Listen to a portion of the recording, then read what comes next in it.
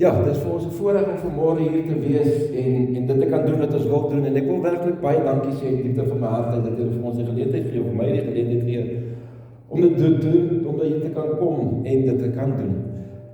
Maar daarmee saam wil ek ook sê, dit is my begeerte en my gebed dat dit wat ek vanmôre praat en dit wat ek preek, dat dit werklik ook in die harte sal ingaan, dat die Here deur sy Gees iets in jou lewens sal wakker maak. En voordat ons begin wil ek vra dat ons net stil raak. Kom ons raak net vir 'n oomblik stil. Dan luister ons net na hierdie lied en jy is welkom om jou oë toe te maak en kom ons ervaar net vir 'n oomblik die teenwoordigheid van die Here.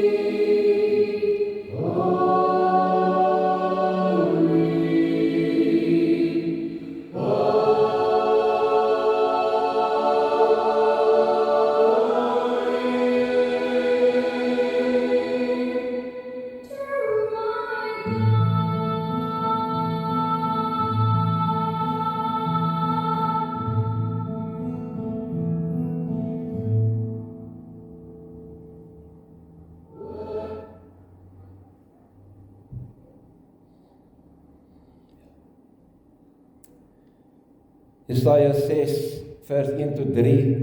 In die sterfjaar van koning Hosea het ek die Here sien sit op 'n hoë en verhewe troon. Die somme van die kleed het die tempel gevul.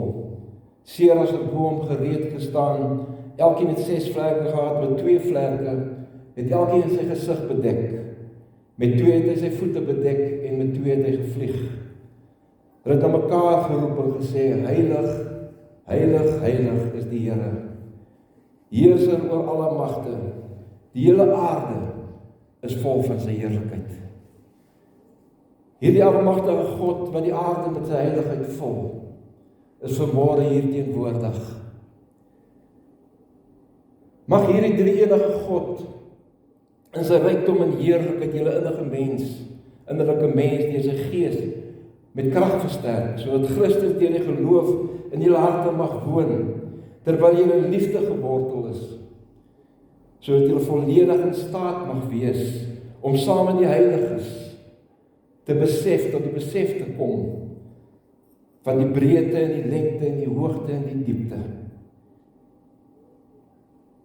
Ja, om die liefde van Christus te leer ken wat alle begrip te bowe gaan, sodat julle gevul mag word met die volheid van God. Amen. In Matteus 22 vers 36 tot 40 kom 'n skrifgeleerde by Jesus. En hy sê vir hom: Meester, wat is die grootste gebod in die wet? Wat is die belangrikste? Jesus sê vir hom: jy moet die Here jou God lief hê met jou hele hart en met jou hele siel, met jou hele verstand. Dit is die belangrikste en die eerste gebod. Die tweede wat hiermee gelyk staan: jy moet jou naaste lief hê soos jouself. Op hierdie twee gebooie is die wet en die profete. Kom ons sit net so, dan sing ons lied 245 en ervaar die vergifnis wat ons in Christus, wat ons deur Christus ontvang het.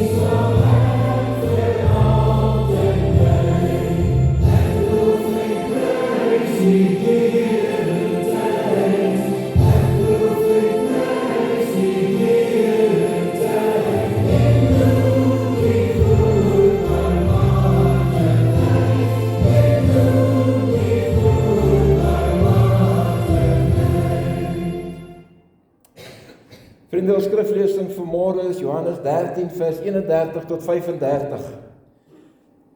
Nadat Judas uitgegaan het, het Jesus gesê: nou is die seun van die mens verheerlik en God is deur hom verheerlik. As God deur hom verheerlik is, sal God hom ook in homself verheerlik en hy sal hom dadelik verheerlik. My kinders, ek is nog 'n kort tydjie hier by julle. Julle sal my soek, maar soos ek vir die Jode gesê het, sê ook nou vir julle, waarin ek gaan, kan julle nie gaan nie. Ek gee julle 'n nuwe gebod. Julle moet mekaar lief hê. Net soos ek julle lief gehad het, moet julle ook mekaar lief hê. Dit is hoe almal sal weet dat julle my disippels is, as julle liefde teenoor mekaar het. Vriende, ek nooi julle vanmôre om vir 'n oomblik net saam met my te kom stil staan by hierdie woorde van Jesus Christus, wat hy aan sy disippels gespreek het, in die tyd net voordat hy, 'n paar dae net voordat hy gekruisig is. Hierdie woorde vorm deel van Jesus se laaste gesprek met sy disippels. Eintlik kan ons sê dit is sy afskeid aan sy disippels wat ons vind in Johannes 13 tot 17. Maar die konteks waarbinne dit plaasvind, sien ons in Johannes 13 vers 1. Hy sê voor die fees van die Pasga het Jesus reeds geweet dat sy uur aangebreek het en dat hy van hierdie wêreld na die Vader sou gaan. Jesus is saam met sy disippels in die bokkamer die aand voor die fees van die Pasga. En soos vers 1 sê, dit is in die einde, Jesus het besef, dat sy bediening hier op aarde tot einde gekom. Hy is gebore, hy het saam met sy disippels gestap, maar sy tyd het gekom, wat hy moes teruggaan na sy Vader toe. Dit is die einde van sy bediening, en hy staan op 'n punt, en hy en sy disippels, hulle almal staan op 'n punt, dat hulle lewe gaan radikaal verander van hierdie punt af vorentoe. Jesus is ten volle bewus van wat gaan gebeur. Hy is ten volle bewus dat hy gaan sterwe aan die kruis. Maar sy disippels, sien ons, wanneer ons hierdie gedeeltes lees van 13 tot 17, sy disippels verstaan nie wat nou aan die gebeur is nie. Daarom gebruik hy, en ek glo daarom gebruik hy van hierdie geleentheid om 'n laaste keer met hulle te praat, om vir hulle 'n laaste afskeidswoord te gee, met die hoop dat wanneer dit alles gebeur het en hy klaar gekruisig het, dat hulle kon terugkyk, en dat dit dan vir hulle werklik sou sin maak, die woorde wat hy praat, wat hy vir hulle gegee het. Vir ons as mens is afskeid nooit maklik nie. Ek meen, sommige kere, ons almal het dit al beleef, baie keer moes ons afskeid neem van mense, van geliefdes wat ons nooit weer sien nie, deur die dood. Baie keer neem ons afskeid met hoop dat ons mekaar weer sal sien. Ek onthou in ons eie lewe toe ons in die sending, soos het dominee reeds gesê het, toe ons in die sending ons eerste keer ons kinders in Suid-Afrika ons agterlos. Dis nog soos vandag nog, dit voel soos gister. Maar daar was hoop dat ons hulle weer sou sien, en deur die genade van die Here sien ons hulle. En elke keer wanneer ons met afskeid neem, dan is nog steeds, dit is maar nog steeds seer. Ek dink is afskeid, om wat ook al omstandighede ook al, is afskeid nooit maklik nie. Vir Jesus is dit egter afskeid nie sonder hoop nie. Vir hom was dit 'n nuwe begin, 'n vervulling van God se belofte aan die mensdom. En ek glo iets van hierdie hoop wou hy in deur sy woorde aan sy disippels oordra. In die gedeelte net voor ons geleesde gedeelte sien ons dat Jesus is in gesprek met Judas, en hy het sopas vir Judas ontmasker as die een wat hom gaan verraai. En daarom is begin die gesprek met Jesus en sy disippels in vers 31, nadat Judas klaar die vertrek verlaat het. Vandag vier ons die 5de Sondag van Pasen, ons het reeds Jesus se sterwe herdenk.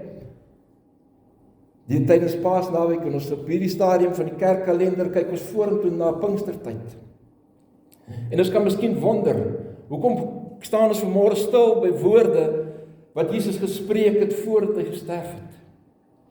Dit is juist op hierdie stadium wanneer ons terugkyk na die kruis toe, wanneer hierdie woorde vir ons soveel sin maak. En ek glo wanneer die disippels en later sien ons dit ook in die Bybel, wanneer hulle terugkyk na die kruis toe, verstaan hulle wat Jesus bedoel het, toe hy gesê het dat hy verheerlik word, en toe hy die nuwe gebod aan hulle gegee het. Toe Judas uit die vertrek het gaan, het daar sekere goeders, sekere gebeure begin in plek val. Ek meen, vir die rede hoekom hy gegaan het, was om Jesus te gaan verraai. Hy het met geen ander rede uitgegaan nie, en Jesus het dit geweet, dat die oomblik toe Judas uitgaan, toe begin hierdie aksies, toe begin hierdie dade, begin het in plek val. Hy het Jesus gaan verraai, Jesus sou gearresteer word, hy sou gekruisig word. Maar wanneer Jesus in vers 31 met sy disippels begin praat, dan praat hy nie van sy kruisiging nie. Hy verwys glad nie na sy verkruisiging toe nie. Inteendeel, hy sê vir die disippels nou, dat hy nou verheerlik is en dat sy Vader deur hom verheerlik word. Reeds in hoofstuk 12 vers 23 het hy hulle daarop gewys. Die uur het gekom dat die Seun van die mens verheerlik word. En dit is nou die uur, hy sê vir sy disippels, hierdie uur het nou aangebreek. Hierdie verheerliking waarna Jesus verwys, was sy kruisdood. Ek dink vir ons, wanneer ons kyk na die kruisdood, dan is dit 'n proses. As 'n mens daarop gaan oplees en kyk hoe dit gebeur en wat is die proses, hoe die mense daardie tyd gekruisig is en wat het gebeur het, dan sien ons, dit was 'n verskriklike proses. Ons kan dit nie eens in woorde beskryf nie, en Jesus moes daarmee, dit is wat Jesus in sy gedagte gehad, en dit is wat Jesus geweet het, wat sou gebeur het, wanneer hy aan die kruis hang, want hy het elke dag gesien, hoe die rowers aan die kruis hang, want die Romeine het geneigdheid het dit gedoen, om die mense af te skrik, en hulle die mense gekruisig, en hulle daar gelos, en dit is wat Jesus elke dag beleef het, en wanneer ons dit lees, dan besef ons, maar die kruisiging, kan ons nie vereenselwig met verheerliking nie. Wanneer ons as mense se gedagte van verheerliking is om iemand op te hef. Ons sien dit baie keer, baie mense word opgehef en ons verheerlik so 'n persoon vir sy sportprestasie of wat sy prestasie ook al mag wees. Maar dit is glad nie om iemand te kruisig nie. Vir Jesus egter is sy dood aan die kruis 'n vervulling van 'n goddelike belofte van vrymaking. Reeds van die skepping af het God beloof dat hy sal iemand stuur wat ons gaan vereenselwig, wat ons gaan versoen met hom, wat die verhouding tussen ons en God gaan herstel. Vir Jesus het daardie oomblik aangebreek, hierdie oomblik van versoening tussen God en mens het aangebreek. Vir hom is die kruisdood die hoogste vorm van verheerliking, want daardeur word sy Vader verheerlik. Met die doringkroon word hy gekroon tot verlosser van die mensdom. Die kruis is die troon waarop hy gaan wees. Vir hom is die skande van die kruis geen vernedering nie. Dis 'n daad van onuitspreeklike liefde. En dis met hierdie liefde wanneer hy in vers 34 terugkyk na sy disippels en vir hulle kinders. Die Engelse vertaling sê little children. Dis met hierdie liefde van deernis wat hy na hulle kyk.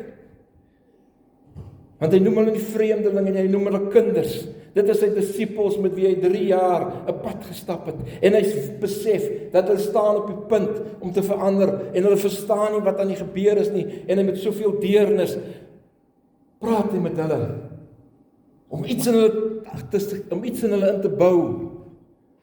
Wat ek glo, soos ek net al gesê het, hulle later sal onthou en dit vir hulle waardig sal hê en sin sal maak.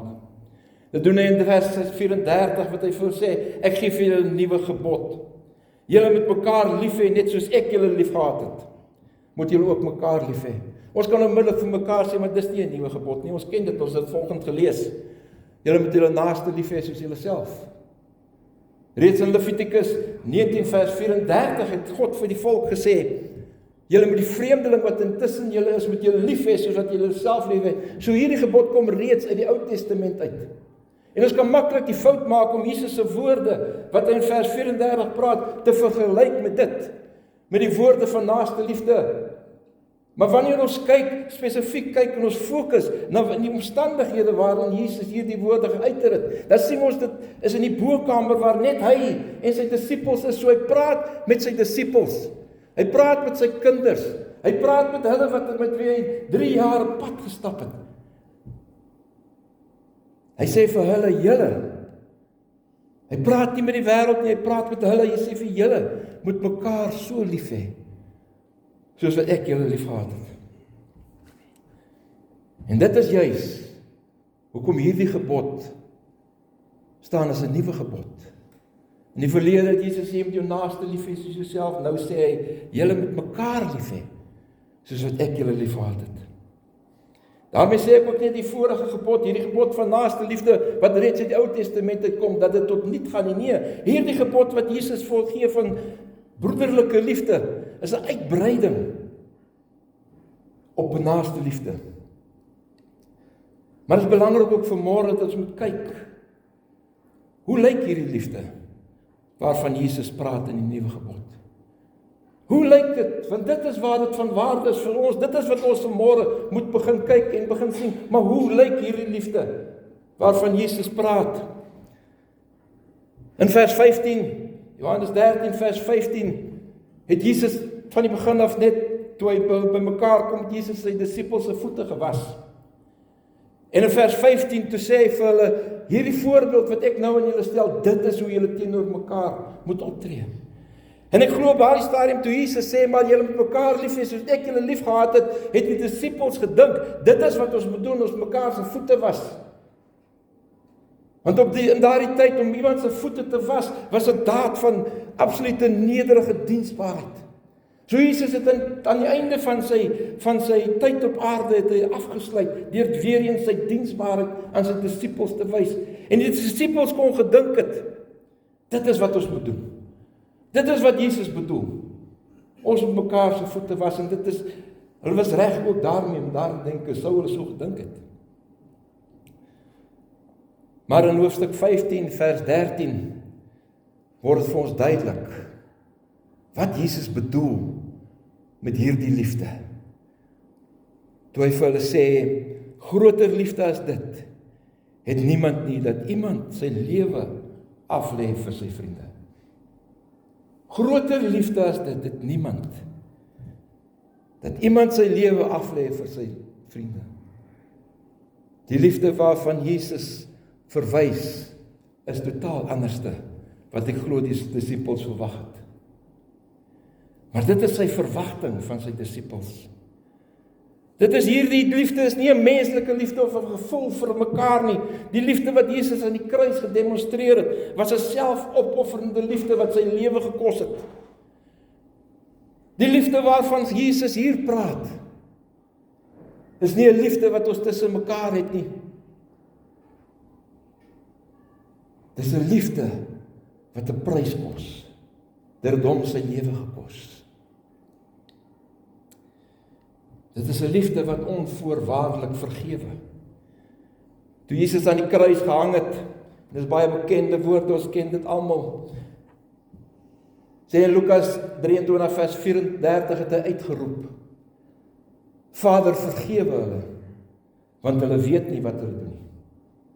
Hier hang Jesus hang aan die kruis. Hier staan almal wat hom veroordeel het. Die fariseërs, die skrifgeleerdes, die soldate. Wanneer ons na die kruis kyk, dan besef ons, dit was 'n onregverdige proses gewees. Maar dit moes gebeur het. In menslike terme sou ons dit absoluut veroordeel het. Want hy het onskuldig aan die kruis gehang, maar hy kyk na hulle met deernis en met liefde en hy sê, Vader, vergewe hulle, want hulle weet nie wat hulle doen nie. En onthou selfs Judas, sy voete het hy gewas, met die wete dat Judas gaan hom verraai. Dit is die liefde waarvan Jesus praat. Toe in Johannes 20, in hoofstuk 20 vers 36 weer aan sy disippels verskyn, het hy nie met wraak en 'n wrok in sy hart verskyn teenoor hulle, hy het gesê, vrede vir julle. Met ander woorde, met hierdie woorde het hulle reeds vergewe vir die daad van verraad, vir Petrus wat hom verraai het. Vir al die ander disippels wat weggehardloop het, toe hy gevange geneem is en gekruisig is. Om so lief te hê, is 'n keuse. Vriende, dis 'n keuse wat jy maak. Dis 'n keuse wat Christus moet gemaak het. En hy het gekies om ons so lief te hê. Hy roep ons om mekaar ook so lief te hê. Wanneer ons mekaar so lief het, soos wat Jesus ons lief het, dan sê hy in hoofstuk 13 vers 35, sal almal, en dit sluit die mense buite die kerk in, almal sal weet dat ons volgelinge van Jesus Christus is. Wanneer ons hierdie liefde van Jesus onder mekaar openbaar en mekaar so lief het, soos wat Christus ons lief het, sê hy, die wêreld sal weet dat julle my volgelinge is. Dit is nie die kerkgebou en dit wat ons binne in die kerk of buite die kerk doen, of ons vroom woorde of ons vroom lewe wat mense gaan laat sien dat ons dis volgelinge van Jesus Christus is nie. Johannes definieer hierdie optrede teenoor mekaar as 'n bereidheid dat ons lewens vir mekaar moet aflê. En daarom wanneer Johannes terugkyk na die kruis toe, lank na die kruis het gebeur, kyk Johannes terug na die kruis toe in 1 Johannes 3 vers 17 tot 18. Skryf Johannes hoe hierdie opofferende liefde uitgeleef moet word. In die wêreld en in die kerk, sê Johannes daarso, hoe bly die liefde van God in iemand wat genoeg aardse besittings het en sy broer sien geblek lê, maar sy hart nogtans vir hom toesluit. Kinders, ons moenie net met woorde, met die tong lief hê nie, maar met daad en waarheid. Hier is harde woorde, hier is moeilike woorde. Want hier beskryf Johannes, hoe lyk hierdie liefde? Hoe moet hierdie liefde uitgeleef word, op prakties, elke dag, daar waar ons beweeg. Hy sê, ons kan nie maar net sê, ons mekaar lief nie. Hy kan nie sê, ons deur ons woorde, deur ons vroom lewe, om elke dag kerk toe te kom, sê, dit is ons liefde nie. Ja, dit wys alles daarop, maar hierdie liefde van ons moet prakties uitgeleef word onder mekaar. En weer eens hier praat Johannes ook met kinders. Hy sê kinders, so hy praat nie van die wêreld nie, hy begin hier by ons.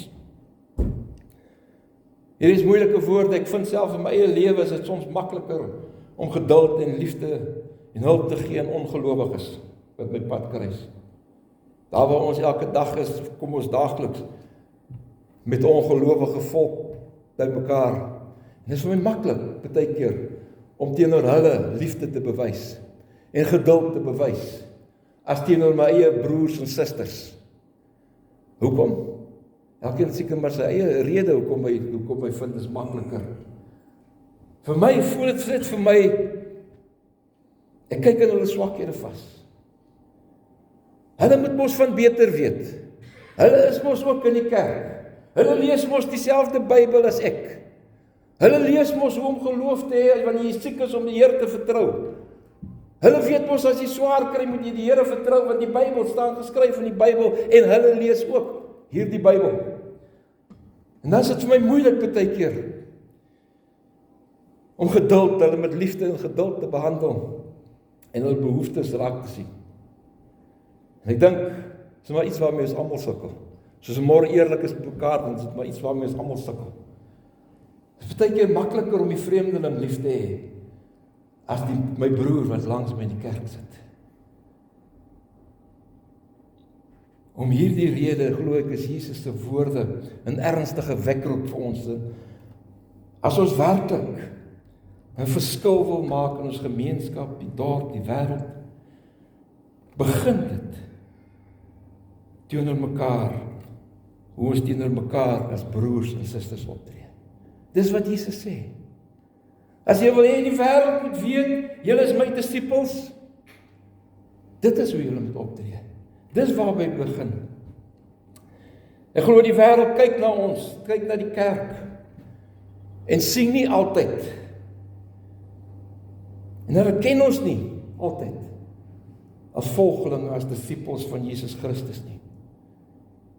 Wanneer ons kyk in die media, wanneer ons kyk op sosiale media, hoe die kerk verguis word, hoe Christene sleg gesê word, dan is dit duidelik dat in baie gevalle sien die wêreld dit nie. Kan die wêreld nie vir Christus sien nie, en hulle herken ons nie as sy disippels nie. En daarmee sê ek ook nie, dat dit waarmee ons as kerk, binne en buite die kerk besig is, soos byvoorbeeld barmhartigheidsdiens, evangelisasie, sending, dat dit geen waarde nie. Nie inteendeel. Dit is waarmee die kerk moet besig wees. Dit is ons roeping om met God se sending in die wêreld besig te wees. Dit wat ons doen, dit wat ons doen, is om ons besig wees om God uit te dra na die wêreld toe. Dit is God se sending. Is om sy liefde aan die wêreld bekend te stel. En God het gekies om sy kerk te gebruik. Om elkeen van ons, want as ek praat van die kerk, dan is dit hierdie gebou, en ons wat hier sit, wat deel is van die NG Kerk hier so in Dennisburg nie, want ek sê die kerk, dan sluit dit elke gelowige in. God het gekies om ons te gebruik, om sy liefde aan die wêreld bekend te stel. Dis baie belangrik om te besef dat die kerk kan nie maar net besig wees met sy eie sending nie. Baie keer hoor ons, die sê, ons doen nou hierdie program, en ons hierdie program, en ons hierdie program. Ja, dit is goed, maar ons moet begin fokus op hoekom doen ons hierdie program? Hoekom is ons besig met programme en bedieninge in die kerk? Wat is ons einddoel? Wat probeer ons daardeur bereik? Probeer ons mense besig hou? Probeer ons die sitplekke vol maak? Probeer ons te sê, dis 'n lekker plek, hier kom meer, dat daar meer mense kan kom. Die kerk, ons is geroep om met God se sending besig te wees in die wêreld. En daarom moet ons lewens en ons aksies en dit waarmee ons besig is, moet dit weerspieël. Dit waarmee ons besig is met God se liefde aan die wêreld weerspieël. God se liefde wat van die begin van die skepping af, wat hy geopenbaar het aan die mensdom.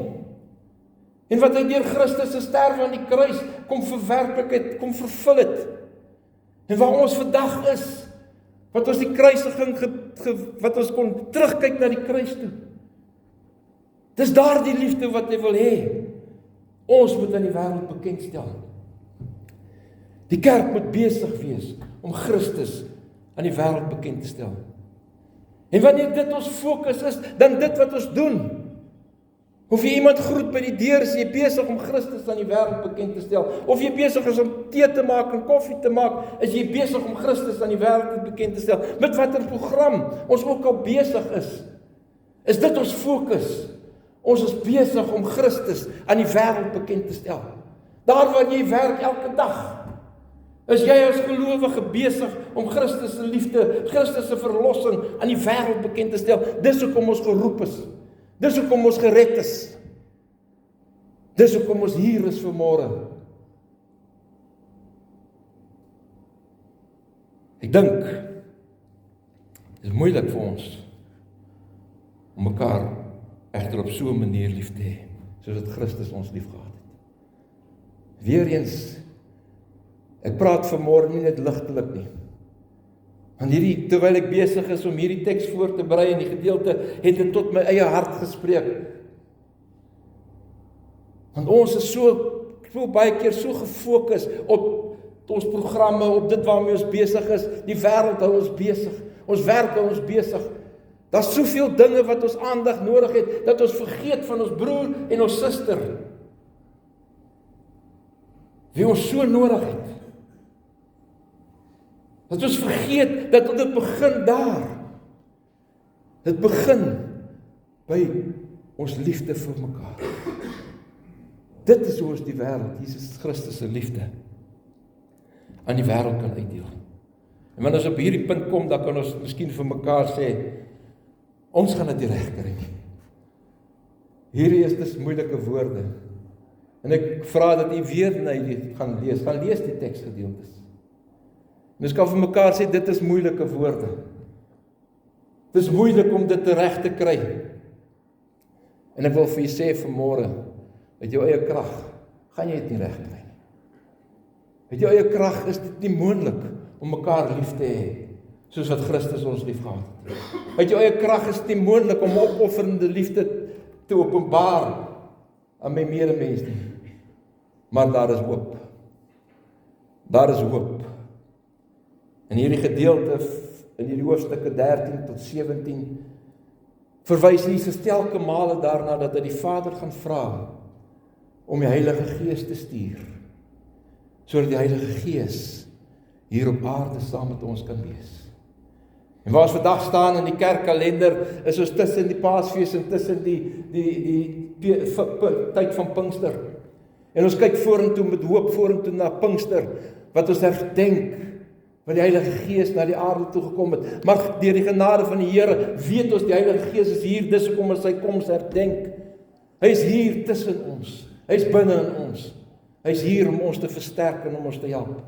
En daarom kan ons hoop vind in die woorde van Handelinge 1 vers 8 wat sê, maar julle sal krag ontvang wanneer die Heilige Gees oor julle kom en julle moet my getuies wees in die hele Judea en Samaria en tot in die einde van die aarde. Die 1983 vertaling sê, ons sal sy getuies wees. So in die 2020 sê, julle moet my getuies wees. In die 83 sê, julle sal my getuies wees. Wanneer ons vol is van die Heilige Gees, word ons opdrag gee, kry ons 'n opdrag. Ons moet sy getuies wees. Maar wanneer ons gevul is by die Heilige Gees, sal ons nie anders te kan om sy getuies te wees nie. En ons gaan dit wees, ons sal dit wees. Met die hulp van die Heilige Gees sal dit vir ons moontlik wees om mekaar so lief te hê, soos wat Christus ons lief gehad het. Met die hulp van die Heilige Gees sal hy ons leer wat liefde is. Gaan hy ons help om mekaar lief te hê, sodat ons 'n getuienis kan wees in Jerusalem, tot aan die uithoeke van die aarde. Maar is vir my duidelik deur hierdie hele skrifgedeelte, om 'n verskil te maak in die wêreld, om 'n verskil te maak in ons dorp, om 'n verskil te maak tot aan die uithoeke van die aarde, om 'n verskil te maak tot by daardie ouetjie, wat daar iewers onder 'n boom sit, wat nog nooit van Christus gehoor het nie. Want daar is nog baie van hulle. Daar is nog baie sulke mense, wat nog nooit van Christus gehoor het nie. Waar begin dit? Dit begin met ons liefde vir mekaar. Dit begin hier. En ons het die gewete en die hoop, dat ons hoef dit nie uit ons eie krag uit te doen nie. Ons het die Heilige Gees, wat saam met ons is, om ons daardeur te help. Dit is dus ons opdrag as gelowiges, om mekaar binne die kerk so lief te hê, sodat die wêreld buite die kerk weet wat ware liefde is. Dat ons mekaar binne in die kerk so lief sal hê, dat die wêreld buitekant die kerk sal weet wat ware liefde is. Deur ons liefde aan mekaar word Christus verheerlik en erken as die enige ware verlosser van hierdie wêreld. Kom ons sluit ons oë.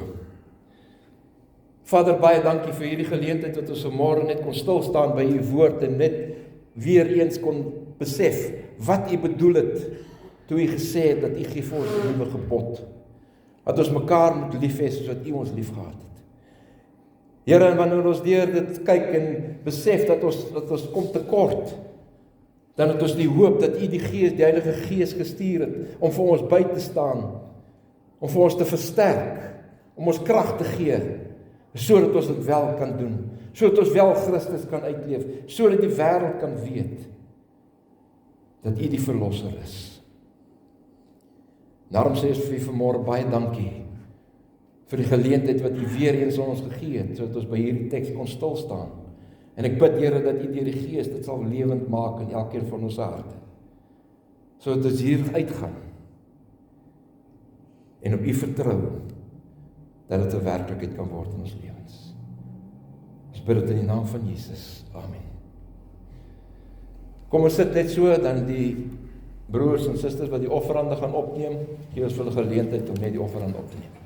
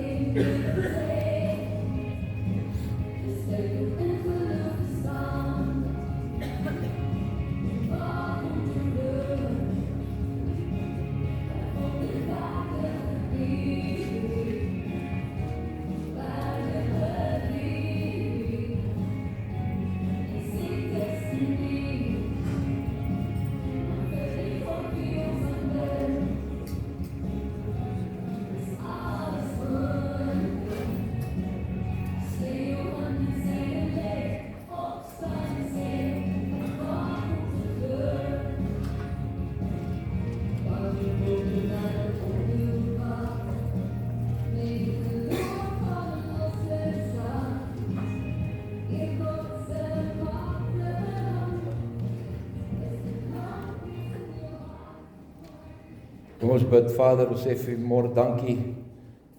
U die grootste prys betaal. U die grootste offer gebring. En daarom wil ons vanmôre dit wat ons het aan u offer. En ons bid dat u dit sal ontvang. Dat u dit sal seën. In die naam van Jesus bid ons dit. Amen.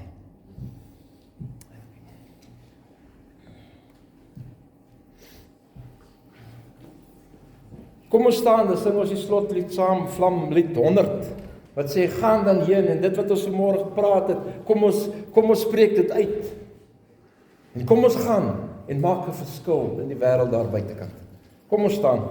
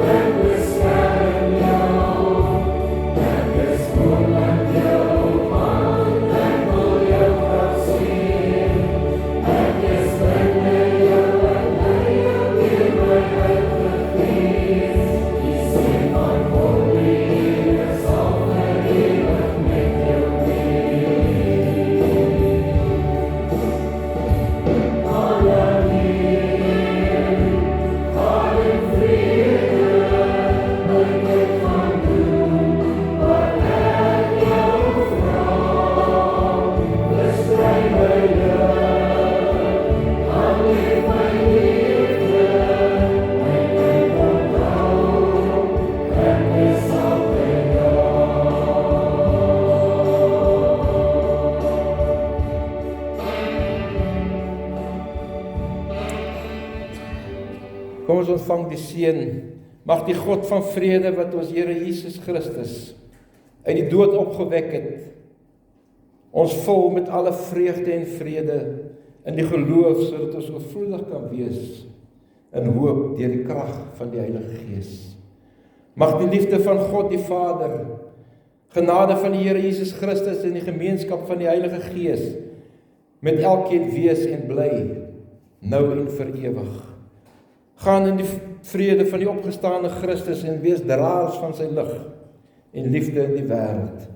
En die gemeente sê, Amen.